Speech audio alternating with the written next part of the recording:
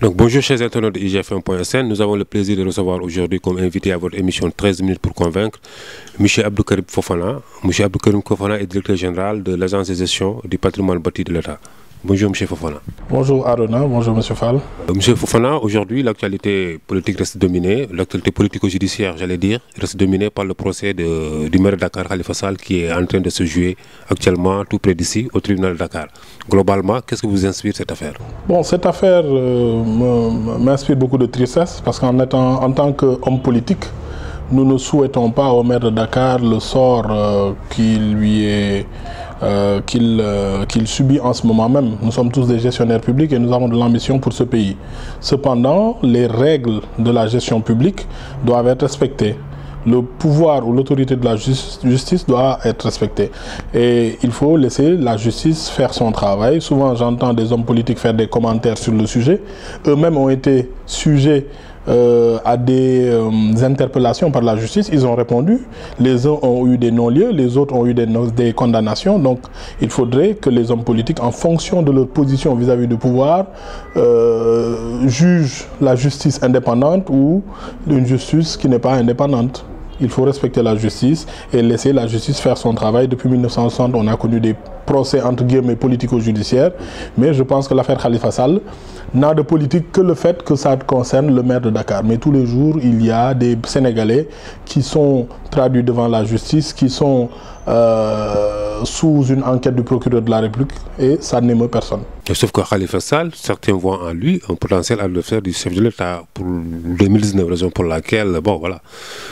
Non, mais vous savez, en 2006 ou 2007, Idrissa Seck lui-même était un potentiel adversaire de Maître Wade. Malgré tout, il est allé en justice, il a eu un non-lieu, oui, et puis... Non, ça c'est votre avis.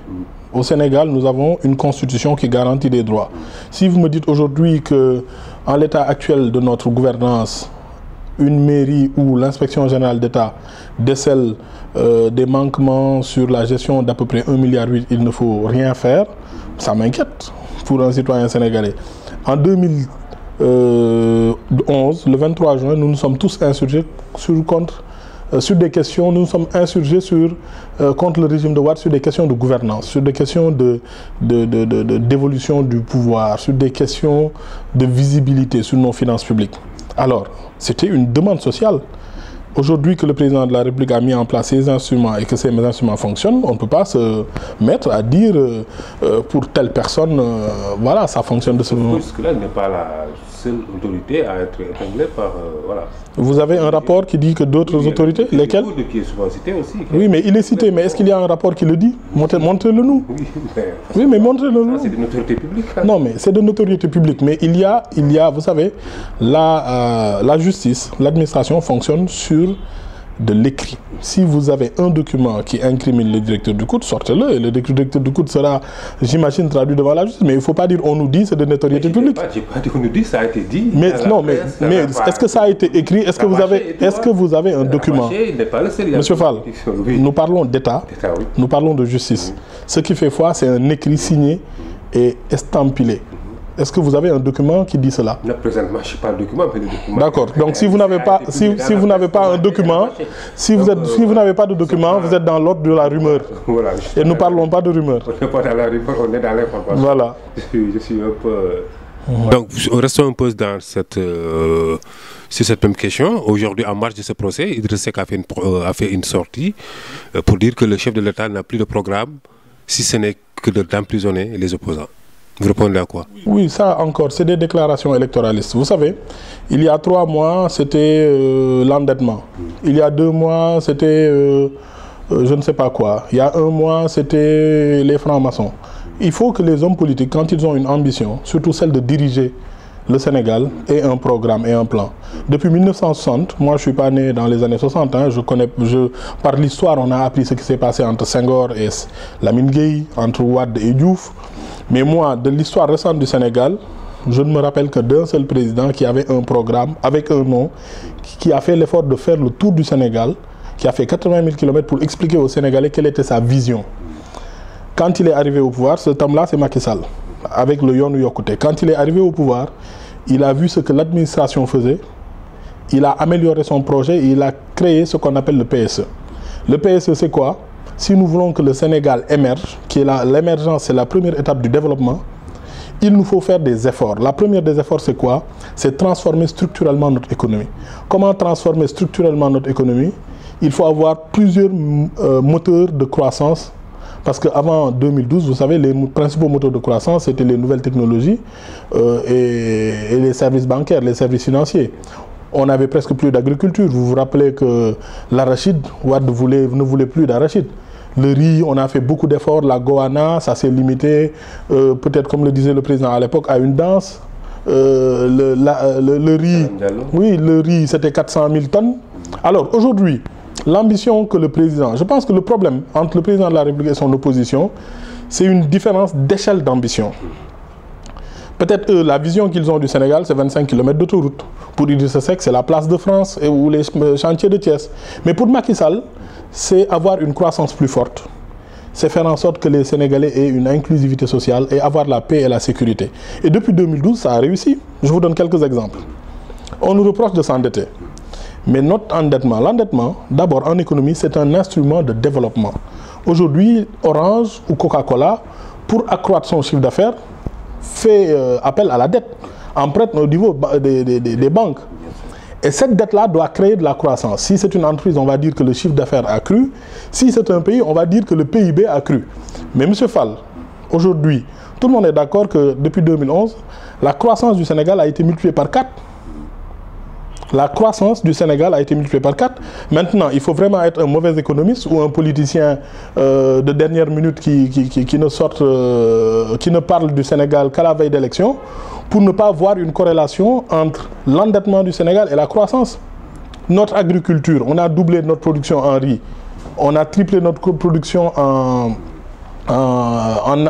arachide. C'est ça la croissance. Et aussi, le Sénégal, le président de la République, on lui reproche d'avoir fait un théâtre, mais il faut avoir de l'ambition pour son pays. Depuis les années 2000, le président Wade avait une ambition, mais la différence, c'est l'échelle de l'ambition.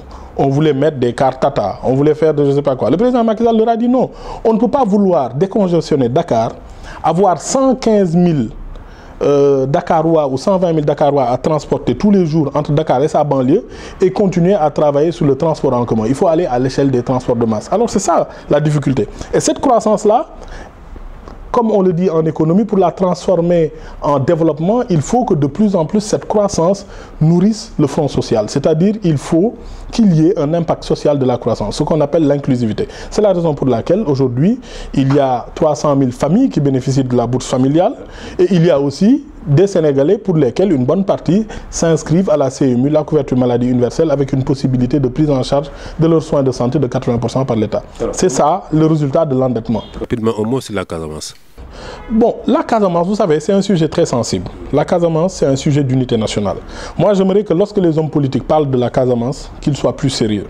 J'ai entendu ici des partis politiques critiquer l'action du président de la République sur la Casamance. J'ai entendu le maire de Ziguinchor parler de solutions Tafiangol. Je pense qu'il faut être plus sérieux. Le président de la République, quand il est arrivé au pouvoir en avril 2012, il y avait 8 soldats sénégalais qui étaient pris en otage par le MFDC. 6 ans après, la Casamance, il n'y a pas eu d'attaque ou d'effusion de sang depuis 6 ans. Ces otages ont été libérés. Le président de la République a été le seul, je crois, je ne connais pas bien l'histoire, le seul président à aller sur le théâtre des opérations, qui a passé un moment avec ces personnes-là. Pourquoi? Parce qu'il a changé d'échelle d'ambition pour le Sénégal. Il s'est dit, la question de la Casamance n'est pas une question ethnique. Ce n'est pas une question séparatiste. C'est une question nationale, c'est une question d'unité nationale. Les efforts que nous faisons à Dakar, que nous faisons pour la banlieue de Dakar, que Wade a fait pour la corniche de Dakar, qu'on a fait pour la banlieue de Dakar, pour Thiès, pour Tivaouane, pour Touba, pour Diourbel, si nous le faisons pour la Casamance, les Casamanciens se sentiront sénégalais. Il ne s'est pas dit non, mais ces gens-là, qu'est-ce qu'ils veulent? Ils veulent séparer le Sénégal? Non, il s'est posé la bonne question. Pourquoi ces gens-là ont un ressentiment vis-à-vis du Sénégal? Et c'est la raison pour laquelle il a créé le programme du pôle de développement de la Casamance, en donnant à la Casamance ce qu'elle méritait, sa part de l'effort national. C'est la raison pour laquelle, depuis 6 ans, vous n'avez plus ces problèmes-là. Maintenant, l'attaque de Bofa révèle une autre situation. Moi, à mon humble avis, je ne suis pas spécialiste de ces questions-là, mais ce que je note, c'est que le MFDC a toujours assumé ces attaques. Pour la première fois, le MFDC n'a pas revendiqué ces attaques. Deuxième chose, le MFDC a condamné ces attaques. Troisième chose, pour la première fois, le MFDC demande à l'État de protéger l'environnement, c'est-à-dire la nature et la forêt. Donc peut-être qu'aujourd'hui, il faut entendre par cela que les populations casamançaises, les MFDC, ont des préoccupations environnementalistes. Que ce bois sacré, que ce poumon vert du Sénégal doit être préservé et que l'État doit mettre peut-être en place un mécanisme de surveillance et de protection de cette belle forêt de la Casamance. Pour terminer, des 2-3 questions institutionnelles. L'agence de gestion du patrimoine bâti de l'État. Rapidement, quelles sont vos missions? Alors, les missions de l'agence de gestion du patrimoine bâti, c'était avant 2012 l'administration et l'entretien du patrimoine de l'État. C'est-à-dire tous les bâtiments de l'État, l'affectation, mais aussi les travaux de rénovation. Et là encore, le président de la République a fait un saut qualitatif. Changer d'ambition. Vous ne devez pas seulement entretenir et affecter. Vous devez développer le parc immobilier de l'État. Pourquoi? Parce que depuis l'indépendance, tous les grands bâtiments historiques que nous avons sont le fait des colonisateurs. Nous, les Sénégalais, depuis 1960, qu'est-ce qu'on a fait? Et ce n'est pas dans le seul secteur où il l'a fait. Dans le secteur universitaire, depuis les années Senghor, combien de résidences étudiantes nous avons eu de nouveau? De nouvelles résidences étudiantes. Donc, il nous a donné la possibilité de développer le parc immobilier de l'État. Aujourd'hui, nous développons 120 000 m² d'espace de bureau à Diamniadio. C'est l'équivalent de 4 fois le building administratif pour transférer les services de l'État, une partie des services de l'État à Diamniadio. Deuxième phase, on va travailler à ériger des sphères administratives régionales. C'est-à-dire dans chaque chef-lieu de région, nous allons mettre sur pied un ensemble de bâtiments administratifs qui vont permettre d'améliorer, de moderniser les cœurs de ville dans un certain nombre de régions, puisqu'en 2010 ou en 2009, le président Wade a créé des régions sans infrastructures. Et le président Macky Sall va mettre ces infrastructures-là, par exemple, pour Sédhiou et Kaffrine. Globalement, les perspectives alors pour faire... Alors les perspectives, c'est cela. On va changer d'échelle d'ambition. On l'a commencé depuis 2012. Notre objectif est de faire en sorte que les dépenses récurrentes en matière locative de l'État, qui sont passées de 2012 à 2016 de 16 milliards à 12 milliards, qu'on continue sur cette trajectoire pour faire baisser les engagements locatifs de l'État et les transformer en immobilisation. Faire en sorte que l'État du Sénégal soit plus propriétaire que locataire. Voilà. Merci M. Fofana. Merci M. Fall. Donc, je rappelle aux internautes que nous recevions aujourd'hui à votre émission 13 minutes pour convaincre M. Abdelkarim Fofana, directeur général de l'agence de gestion du patrimoine bâti de l'État. Rendez-vous la semaine prochaine.